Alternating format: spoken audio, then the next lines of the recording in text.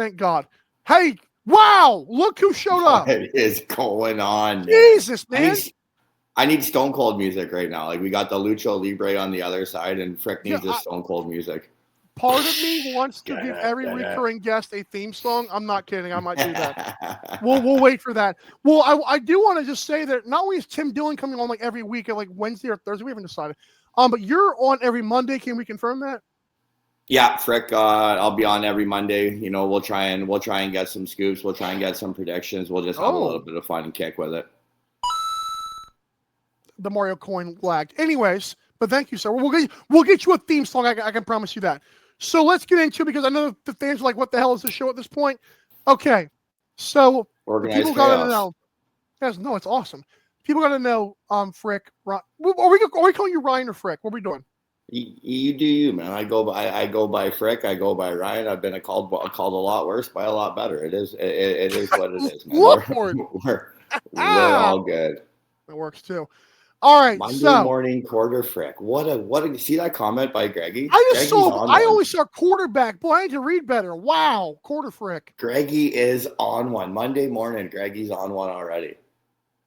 I mean, when your Blue Jays lose the World Series, anyways, that's actually. Whoa! Well, you're also a Blue Jays fan. That was double. That was horrible. Soon. I'm sorry. Too soon, man. Too soon. That was true. So, you gotta explain the Frick story to me. And how did you get the nickname? And was that just a Twitter thing, or had you heard that before you joined the social media verse? No, that goes way back. So I was playing senior B lacrosse in Ennismore for a Peterborough team, and we were at breakfast one time, and it was a Sunday morning, and you know we were having a little bit of fun in our 20s. So I had the rally cap on, you know, and then one guy by the name of Mac O'Brien looks at me. He goes, McMichael, he goes like, you're a fictional character, like you're not even real. And then so they started calling me Trip McNeely. So yeah, figure that one out, right? So then about I don't know, we're in Coquitlam, BC, and you know the sun's about to rise, and my other buddy looks at me and he goes like, Trip, like where did Trip come from? And so we told the story. He goes, no, your name's Frick Neely. And then it out of nowhere, like there's no real backstory to it. There's no nothing. It was just kind of somebody threw up a lob ball and boom, somebody hit it out of the park. And ever since then, it's been the real Frick Neels. What a creative team you have back there, man. I like that. You know, the social department's working hard in Frick Industries. Frick Industries. That's freaking right. I got to ask you, the insider, how long have you had a Twitter, and when did you decide, screw it, we're going to start breaking news? I've had Twitter since I think Twitter kind of came up. You know, it was just kind of just, you know, messing around and figuring out the ins and the outs here. And then just like the insider thing, if I'm being dead ass honest, it's just, we were sitting around last year at the trade deadline. Mm-hmm. And, you know, I just kind of putting the pieces together, and somebody wasn't playing very good, and somebody, you know, needed a goalie. And I threw the lob ball out there to see, you know, like, is Rosie actually going to be on the move? Like, who knows? Calgary can use a guy. And then somebody else with inside the league texted me, and they're like, what do you know? I go, I don't know anything, man. I just kind of threw out a lob ball. And he goes, because you're dead on. He goes, you are dead on right now with this guest. And I'm like, okay. So then obviously, you know, I got a couple buddies inside the game here and there, and people just started leading me places, right? So, you know, I did a little bit of back work here and a little bit of back work there. And then all of a sudden, you know, like I think the one that really put me on the map was the Delby trade last year. You know, Christian going to Vancouver. Yeah, and Christian actually called me and he goes, what do you know that I don't know? I go, I just pack your shit, buddy. You're on the move. What? Right. So, oh yeah. And then, you know, ever since then, I feel like that one might've given me a little bit of credibility. And then now people just start throwing me things like, hey, Frick, run with this one. Hey, Frick, run with that one. And then here we are, right? We're on podcasts. We're doing guest spots, and just start to kind of take off right now. So Anything Lax was the first podcast you did like a week or like less than a week ago, right? I did one with what's his name out in Coquitlam way back, but that had nothing to do with me. That was just more about they did like this poll to see who the toughest guy ever to play lacrosse was, and it was no surprise that my dad won that one. So they had me on they had me on that podcast, and I forget what it's called or whatever it is, but so yeah, that was the first one, and then Anything Lax was like the real, breaking out the Frick story and doing the insider routine and this, that, and the other. Well, I mean, you may have a regular spot with Anything Lax. I know we got a regular spot here. Again, you won't be back on until Monday the 28th, or whatever that day is. Whatever the day is, whatever it is. But we're excited to have you on. We thank you for gracing our airwaves here. So let's ask you, because I'm not asking you to give any extra information here. What was your take on the entire CBA that was going on? Because what a wild ride this summer. Did you think there was any point where we were not going to have a season? Because Brett Fruit said there was not. Yeah. No, I definitely thought there was not going to be a season to start the year. It's just, and again, like just talking to the boys in the league and reading the tea leaves, right? It's the schedule is very late to start the year, which is surprising, right? And then there's pockets to where you could fit, let's say rescheduled games or whatever, right? So a couple of the boys were like, Frick, you might want to look into this one here. Look how light the schedule is, and we think the league might be prepared to not start on time, which is it's not overly surprising. They have to be prepared for the worst case scenario. Yes. But in the same sense, if they were fully confident that the league was going to start on time, why do you have this kind of soft pocket at the start of the year? Like we have one game and then we're off for a couple of weeks, and then a couple more games and then you're off again, and then there's same teams that are scheduled to start the year have the same bye weeks in the later part of the year, to where you could easily just move game A into week 14 or 15, right? Read the tea leaves. That's kind of just like my whole thing is, like you might not know everything to start, but any logical thinking person can put one and one together and you pick up 11. Hold on a minute. There's like some Frick knowledge here. 1-on-1 pick up 11. I like that. Good. Good to know. I still like that. 1 plus 1 equals 11 in my world. Frick math. That's what we talk about. So I'm glad you mentioned that little part of it, because, and I know you may not have any extra information. I don't either. I do want to mention the Jack Hanna thing. Me and you had like a little back and forth on Twitter. It was fun. But like, that's another one where, like you said, it's all speculation. But eventually a couple of horses' mouths start talking, and we got a horse race. I made that up. That sounds stupid. But we got a Kentucky Derby at some point if a bunch of horses start talking. So I'm wondering, when can we expect the Jack Hanna thing? Like, it's again all speculation, at least from my side. Yeah. I don't think we can put a time frame on that one. That one's going to be a real sticky situation. Like that's going to be those are going to be some big names on the move, if they are on the move, and it's going to be like 4 team trade. Like it's going to be active, and that's all I can really say for sure on that one. But like it's going to be, if it does happen, right? And like who knows? Like apparently Uncle Joe has told Willie in Vegas that he's okay with spending money right now and he wants to win it. And those 3 signings in Vegas kind of show that they are very, very serious on winning. So if Uncle Joe wants Jack Hanna back in Vegas, Uncle Joe's going to get what he wants.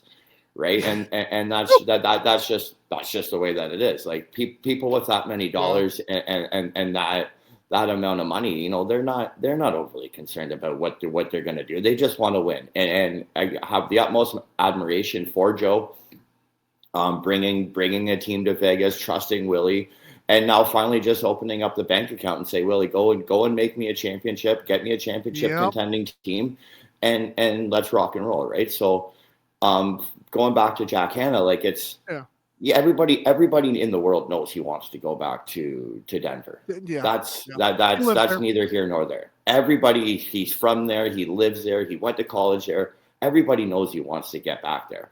Why Unfortunately, this is professional sports. You don't always get what you want. Bingo. Right? So Tyler Pace didn't want to be franchise tagged. He is. Again, you don't always get what you want, and this is a business, and I don't see Willie bending just to trade Jack Hanna because Jack Hanna wants to be traded. Yeah, the guy's he's one of the top 5 players in the world. I think Jack Hanna is gonna. The more he keeps, I mean, I got like he does a lot of circus shots, but there's a lot of things where it's like, forget Americans. He's a show. He's a natural. He's a showman. He's nasty. And I feel like for Vegas, like for Vegas, what bugs me about that, and I guess we can go to like our team kind of predictions, whatever you want, teasers here. If they lose Jack Hanna, I know like it might be a 14 deal. We have no idea, whatever. I feel like you bring in Mitch Jones, you get rid of Jack Hanna, which that would suck in my opinion. And then you look at, well, they brought in Fraser and Kluche, but I mean, you hope Fraser takes a massive step. You also have no clue. And so to me, like, again, like swapping Mitch Jones for Jack Hanna would just be brutal for that team. And again, as far as we know, there's no goalie. I've heard they might get one. At this point, let's go out Landon Kelton, Justin Getty. And that point, that's a prove it for them. Whoa. That's tough. Come on. They have an absolute 18-year-old stud. You mean, the rookie, is he going to start? In the stable. Is he going to start? It's a business. That's what I'm saying. It's a business. It's a business. If he is the best goalie coming out of training camp, all signs point that he had an absolutely phenomenal week 1. Weekend 1 for Caleb Kahn was absolutely, and that's what I hear, right? And I've heard it from a couple different sources right now. So yes. everybody who's thinking, oh, I know where McMichael's got his insight from. It's not.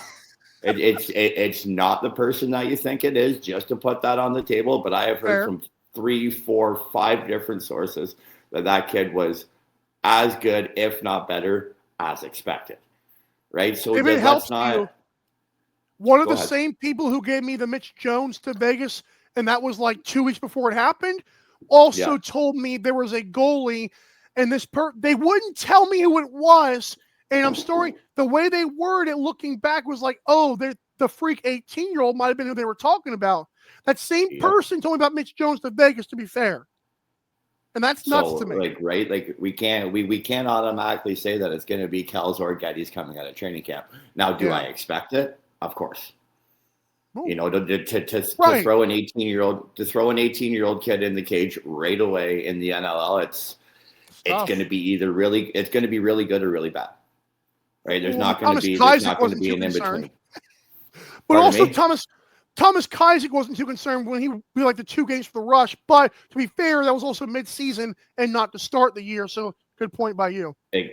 Exactly right. And, so he has a little bit of time to learn. He had time to learn. He had time to acclimate himself to the speed of the game. He had time to acclimate himself to the shooters. Yeah, you throw and again, like tape shows in junior, numbers show in senior. Like Caleb Kahn's going to be legit. Yeah, it's just whether or not they have the time and they have the patience in order to wait for him to be legit, right? I mean, best case scenario, Jack Hanna stays, obviously, and then you got Caleb Kahn. If he does come up week 1 or week 5 or week whatever it is, Vegas might. I mean, they might have to go back to on the strip after a while. Because Henderson's gonna be packed out for good.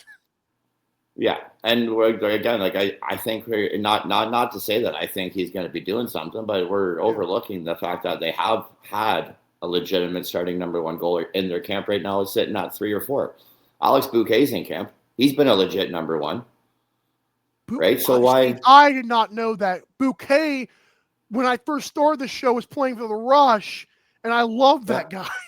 Legit number 1 goalie in the NLL. Like, is he getting a little bit long in the tooth? Of course, but Vino's showing that don't matter, right? Like, so like they have 2 You know, like I like both Kells and Getty. Do I think they're legitimate number ones in the league? No. Right. I don't. I personally don't. I haven't seen enough background on them to say that they are going to be a legit number one. You know, like New West had to go and get Frankie to make them legit. You know, Peterborough kind of moved on from Landon Kells this past summer, and rightfully so. Right. Like he didn't get too much of the run where Hutchie had most of the run there in Peterborough this summer. So, you know, like they have a legit number one option in Alexis Bouquet, and it's not the worst. No, I like that, and I guess what you don't want to do is play musical chair with the goalies. And I'll leave the Vegas talk here, but like, you don't want to, like, if you start Kells, you don't want to have to go to another guy and then another guy. You want to make sure your guy is your guy for as long as you can, and that could be a big deal. Yes. Hey, Dawson Nielsen, another guy. This is the Insider Show, man. What in the devil? There he is. All right. The ledge. Let's move this a little bit of predictions here. Okay. Let's talk. Do you want to do just the NLL championship, or you want to do you have like some MVP or sleeper teams? Like what are we doing first here? I'm ready for everything, man. Throw it. You throw it. Who wins the MVP? Mitch Jones. Oh wow! I think having Fraze on the other side, Donnie on the other side. I don't think Jack Hanna goes anywhere. I think there's too much. I think there's too much to move. Too many pieces to move. I think Willie figures it out. I think Uncle Joe figures it out, and they ink up Jack Hanna to a monster of a deal for long term, right? So I think nice. Mitch Jones just reaps all those rewards. So it's a long shot, right? I'd like to see what that site that Greggy works for. I don't know. I don't know what your free ad policy is. I know it's cool bet, but I just didn't know what your free ad policy was. Yeah, it'd be great to see what the odds on cool bet are. I just taught loading lacrosse for 2 minutes, so if it helps you, the free ad policy is great here. There you go. So, when Mitch Jones, I was pretty definitive very quickly there. You know, okay, so last year, we can do it some other time, but you can also do it now. Okay. I about at least 5 weeks before Frank Scigliano won the goalie of the year, I told the fans of this show, oh, great, we're hearing the snap stories. I know Scigliano was awesome. My thing is, I felt like, I don't know if he was goalie of the year because that defense absolutely matters. So this year, does Scigliano run it back? Does Papa Skiz get in the gym again? Or who's the goalie of the year for you? Well, you give the kid a full season. It's Christian Delbianco until he retires. I like that. There's no, but again, if you want to play that card, then every single goalie who's good is because of a good system. A goalie's only a system. A system is only as good as their goalie. A goalie's only as good as the system. I mean, Monday morning quarter frick is on. I like that take. You told to the NFL team a quarterback's only as good as Greggy, that's not bad. Yeah. We may have to call the segment then on Mondays. I mean, I was thinking of a name that might work. Quarter frick. Yeah. So we're going with Delbs. I mean, he should be the favorite. I would assume. Even if Vince came back, Delbs is young. I feel like if Delbs plays a full season, it's Delbs until Delbs doesn't want it to be Delbs anymore. Right? When Delbs retires, then there's going to be another best goalie in the league. Until Delbs retires, Delbs is the best goalie in the league. He's nice. Our rookie of the year, you got any? Are you thought about that much? See, like this is going to open up a can of worms. Oh, Caleb no. Kahn. The minute that kid gets in the net, it's over. Jeez, man. Right? Like it's everything that everybody says about this kid is he's the next Christian Delbianco. Everything. I mean, it might be better than what we're hearing. Is it good Lord Almighty? Right? Like so that would be nice. That would be real juicy odds on cool bet, definitely, right? But if I'm gonna make a run at it, I say Christian Delbianco. I think too much attention is going to be put on Kirsty in Toronto. I don't think like Owen Hiltz is going to be phenomenal to watch. I just don't think that offense is going to be good enough for either one of them to put up numbers for them to be in contention the rest of the year. Right? So if something happens in Vegas to where they have to go with Caleb. I think he's going to be the reason they sink or swim, in my opinion, right? Like their offense is going to be stacked. Their defense is going to be athletic. But for them to win, I think they need great goaltending. And in that case, that's the rookie of the year for me. I don't know if you're a lax historian, because I for dang sure I'm not.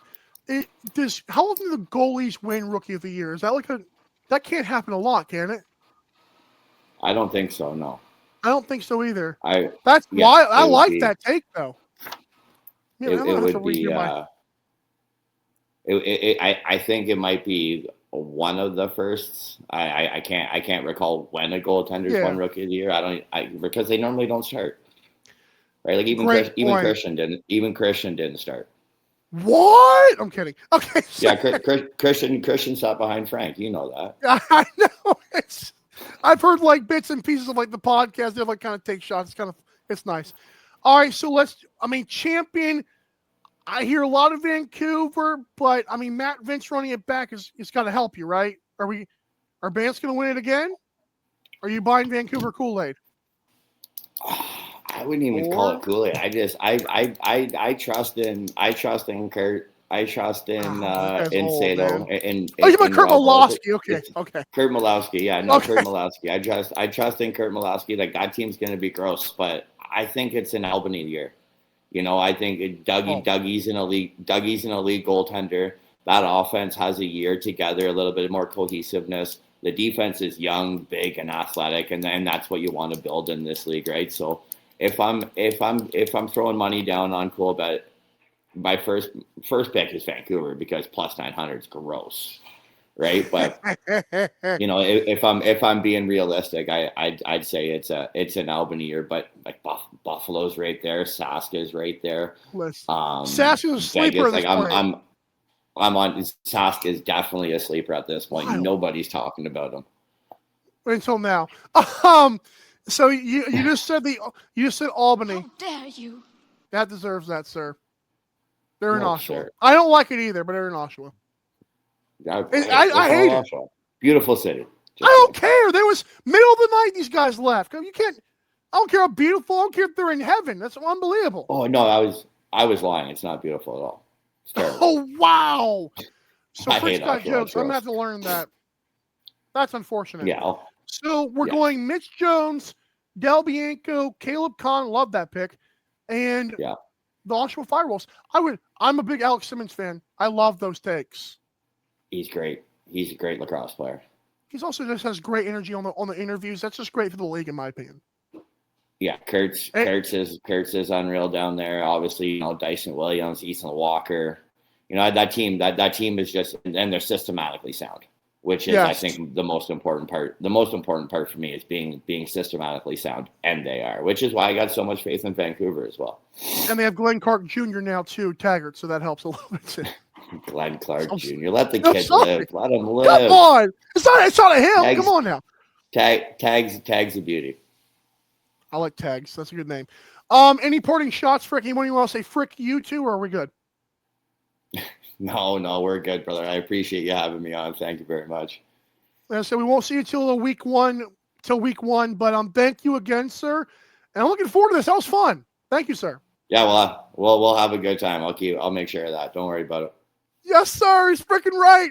All right, that was fun. So for those of you that were patient, I really appreciate that. You can follow him at Real Uncle Frick on Twitter /X. It's still Twitter. Yeah, thank you so much for him coming on. Also, he did join Anything Lax, like I said, about a week ago at this point. That was fun.